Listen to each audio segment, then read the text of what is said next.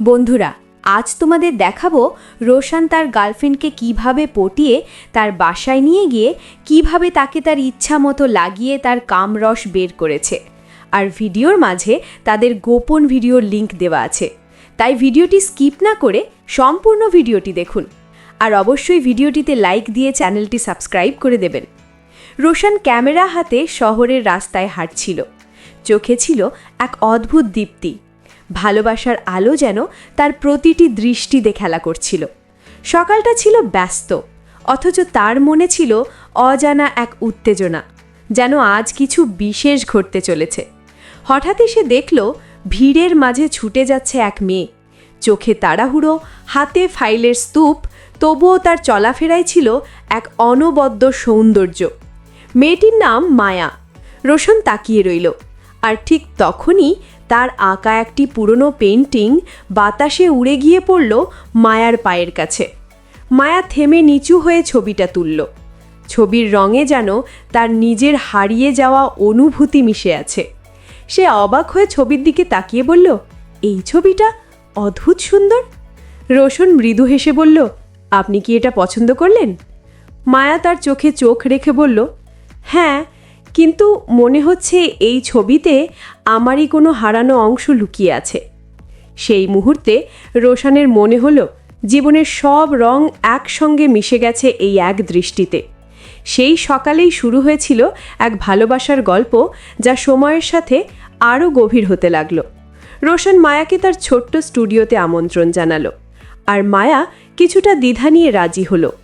স্টুডিওর দরজা খুলতেই বাতাসে মিশেছিল তেল রঙের ঘ্রাণ, ক্যানভাসে ছড়ানো রং, আর দেয়ালে টাঙানো অসংখ্য ছবির মাঝে যেন লুকিয়েছিল ভালোবাসার নিঃশব্দ প্রতিধ্বনি।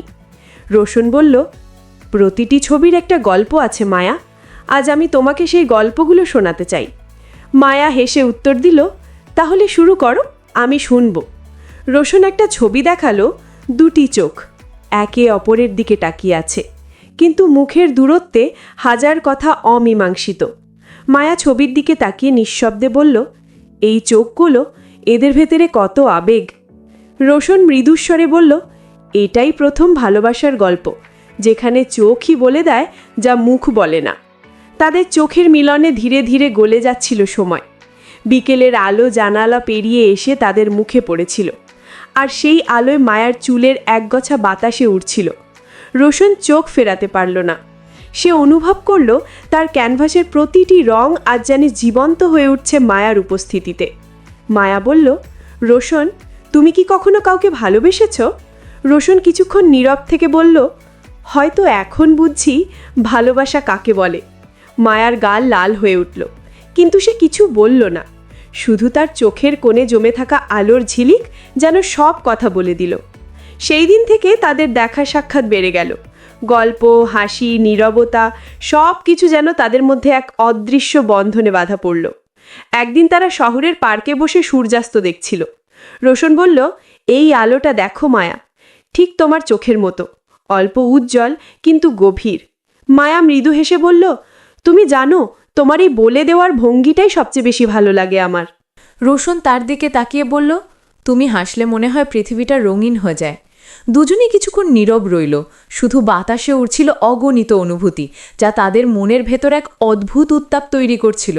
দিনগুলো এমনই কেটে যাচ্ছিল, প্রেমের মিষ্টি আবেশে, কিন্তু একসময় জীবনের বাস্তবতা তাদের ভালোবাসার সামনে এসে দাঁড়ালো। মায়ার অফিসে এলো নতুন বড় প্রজেক্ট। ব্যস্ততা তাকে গিলে ফেলল, আর রোশন, যে শিল্পে বাঁচে, সে চায় সময়, মনোযোগ আর উপস্থিতি। ধীরে ধীরে তাদের মাঝে দূরত্ব বাড়তে লাগলো। এক রাতে রোশন বলল, তুমি জানো, আমি প্রতিদিন অপেক্ষা করি তোমার একটা কলের জন্য। মায়া ক্লান্ত গলায় বলল, রোশন, আমি চেষ্টা করি, কিন্তু অফিসের চাপ। রোশন থামিয়ে বলল, আমি জানি, কিন্তু কখনো কখনো শুধু একটা নিঃশ্বাসও ভালোবাসার চিহ্ন হয়। মায়া কিছু বলল না, শুধু চোখে জল চলে এলো। রোশন এগিয়ে এসে তার হাত ধরল। সেই উষ্ণ স্পর্শে যেন সব অভিযোগ গলে গেল। দুজনেই নীরব, তবুও কথার থেকেও বেশি কথা বলছিল সেই স্পর্শে। তারা বুঝল, ভালোবাসা মানে শুধু সুখ নয়, বোঝাপড়া আর বিশ্বাসের এক চিরন্তন বন্ধন। পরদিন মায়া আবার রোশনের স্টুডিওতে এলো। বলল, আমি চাই না আমরা দূরে যাই। রোশন হাসল, আমরা যাবও না মায়া, ভালোবাসা কখনো দূরে যায় না, শুধু নীরব হয় কিছু সময়ের জন্য। মায়া বলল, তুমি সবসময় এমন কথা বলো যেন তোমার চোখেই প্রেম লুকিয়ে আছে। রোশন বলল, হয়তো সত্যিই তাই। সময় এগিয়ে গেল, তাদের সম্পর্ক আরও গভীর হলো। মায়া অফিসে সফল হচ্ছিল আর রোশন একে একে তার ভালোবাসার গল্পগুলো আঁকছিল। একদিন সে বলল, আমি একটা গ্যালারি খুলব মায়া, যেখানে প্রতিটি ছবি বলবে একটা ভালোবাসার গল্প, আমাদের গল্প। মায়া চোখ মেলে বলল, আমি আছি তোমার সঙ্গে সব সময়। তাদের স্বপ্নে তখন ভালোবাসার আলো ছড়াচ্ছে। কিন্তু ভালোবাসার পথে নতুন পরীক্ষা এলো যখন মায়ার পরিবার জানল এই সম্পর্কের কথা। একদিন মায়ার বাবা ফোন করে বললেন, রোশন হয়তো তোমাকে ভালোবাসে, কিন্তু ভবিষ্যৎ? মায়া শান্ত স্বরে বলল, ভালোবাসার ভবিষ্যৎ থাকে না বাবা, থাকে অনুভূতি, যা সময়ের থেকেও সত্য। রোশন জানত মায়ার জন্য তাকে আরও শক্ত হতে হবে। সে কাজ শুরু করলো, নিজের স্বপ্ন পূরণের পথে এগোতে লাগলো। কয়েক মাস পর শহরের মাঝে রোশনের গ্যালারি উদ্বোধন হলো। মায়া সেখানে পৌঁছে দেখল দেয়ালে টাঙানো এক নতুন ছবি, দুটি চোখ একে অপরের দিকে তাকিয়ে, আর নিচে লেখা, তুমি আমার ভালোবাসা। মায়া চোখে জল নিয়ে বলল, এই ছবিটা? রোশন বলল, এটাই আমাদের গল্প মায়া। সেই মুহূর্তে তারা বুঝল ভালোবাসা মানে শুধু একে অপরকে পাওয়া নয়, একে অপরের ভেতরে বেঁচে থাকা। রাতের আকাশে তারা ফুটে উঠেছে, শহরের আলো নিভে যাচ্ছে, কিন্তু তাদের চোখে ঝিলিক দিচ্ছে চিরন্তন ভালোবাসার আলো। রোশন পকেট থেকে একটা ছোট বাক্স বের করল, বলল, আমি হয়তো শিল্পী, কিন্তু আজ আমি শুধু এক প্রেমিক। তুমি কি আমার জীবনসঙ্গী হবে? মায়া নিঃশব্দে চোখের জল মুছে বলল, আমি তো অনেক আগেই হয়ে গেছি রোশন। তারা একে অপরকে জড়িয়ে ধরল। সেই আলিঙ্গনের শহরের সব কোলাহল হারিয়ে গেল। বাতাসে ভেসে বেড়াচ্ছিল শুধু একটাই বাক্য, তুমিই আমার ভালোবাসা। রোশন মায়ার মুখের দিকে তাকিয়েছিল। বৃষ্টির ফোঁটা তার গালে গড়িয়ে পড়ছে। রোশন হাত বাড়িয়ে সেই ফোঁটাটা আলতোভাবে মুছে দিল, কিন্তু সেই ছোঁয়া যেন মায়ার শিরায় শিরায় কাঁপন তুলে দিল। সে ধীরে বলল, তুমি জানো রোশন, কখনো কখনো মনে হয় এই বৃষ্টি তোমার ছোঁয়া হয়ে নেমে আসে। রোশন মৃদু হেসে বলল, তাহলে প্রতিটা বৃষ্টি নামলেই আমি তোমার পাশে আছি মায়া। মায়া চুপ করেছিল। তার ঠোঁটের কোণে একটা হালকা কম্পন, চোখের ভেতর নরম আলো, যেন কিছু বলতে চায় কিন্তু শব্দে বলতে পারছে না। রোশন তার মুখের দিকে এক দৃষ্টিতে তাকিয়ে বলল, এই নীরবতাও কত সুন্দর। তুমি কিছু না বললেও তোমার চোখ বলে দেয় সব। মায়া একটু হেসে মাথা নিচু করল, তারপর বলল, তুমি জানো আমি ভয় পাই এইভাবে ভালোবাসতে। রোশন জিজ্ঞেস করল, ভয়? কিসের ভয়? মায়া ধীরে বলল, ভয়েই যে একদিন হয়তো এই ভালোবাসা আমাকে এত গভীরে টেনে নেবে যেখান থেকে আর ফিরে আসা সম্ভব হবে না। রোশন কাছে এসে বলল, তাহলে ডুবে যাও মায়া, আমি থাকবো তোমার সঙ্গে, তলিয়ে যেতে, হারিয়ে যেতে। হঠাৎ বাতাসের ঝাপটায় মায়ার চুল মুখে এসে পড়ল। রোশন হাত বাড়িয়ে সেটি সরিয়ে দিল, কিন্তু হাত নামাতে পারল না। তার আঙ্গুলের ডগায় মায়ার গালে উষ্ণতা লেগে রইল।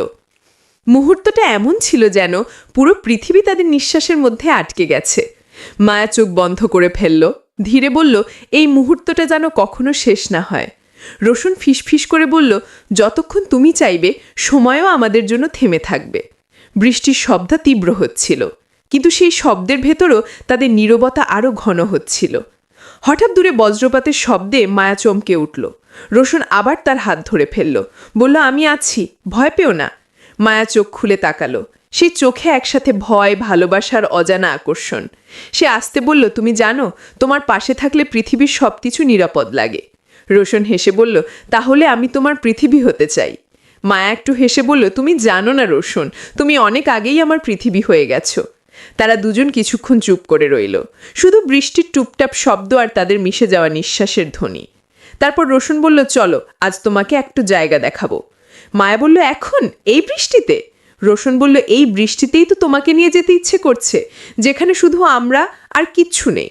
মায়া একটু ভেবে মৃদু হেসে মাথা নাড়ল, তারপর বলল, চলো। রোশন তার হাত ধরল, বৃষ্টির মধ্যে হাঁটতে শুরু করলো তারা। রাস্তার আলো ঝাপসা হয়ে আছে, চারপাশে শুধু বৃষ্টি আর ভেজা বাতাস। মায়া হেসে বলল, এই শহরটা বৃষ্টিতে এত সুন্দর হয় আমি আগে বুঝিনি।